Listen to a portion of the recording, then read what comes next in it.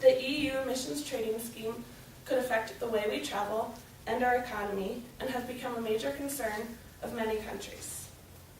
First, I will discuss why this law was put in place and what it is. Then I'll discuss some controversies surrounding the law, and finally I will discuss some proposed solutions or alternatives.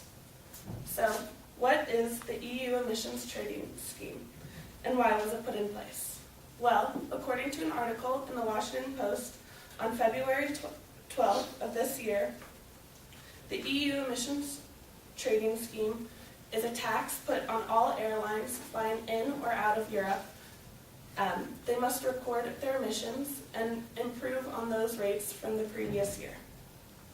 The New York Times on February 7th stated that the goal of this law is to speed up adoptions of greener technologies, and the Financial Times on February 7th also stated that the EU wanted to reduce emissions from the rates in 1990 by 20% by 2020. Now, this law may seem like a good initiative in reducing greenhouse gases, so why are there so many controversies surrounding it?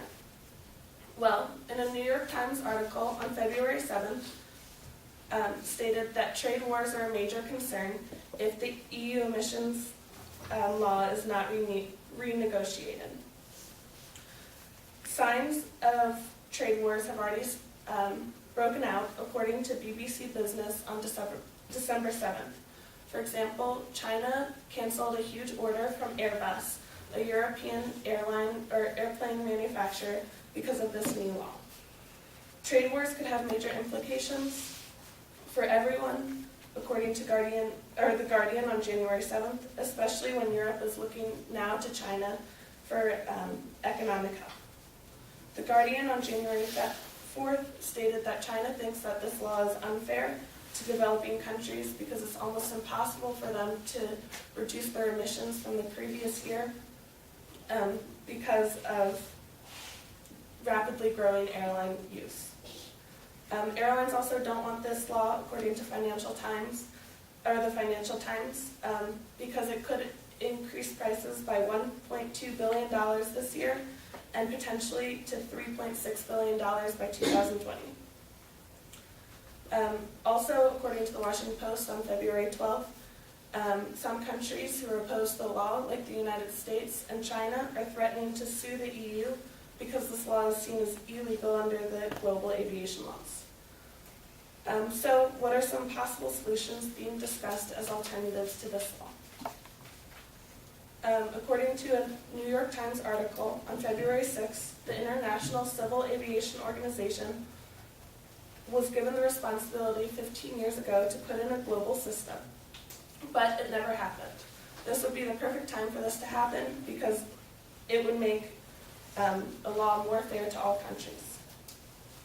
According to The Guardian, another possible solution is to make manufacturers pay for the tax instead of airline companies, because this would give the manufacturers a bigger incentive to produce more fuel-efficient planes.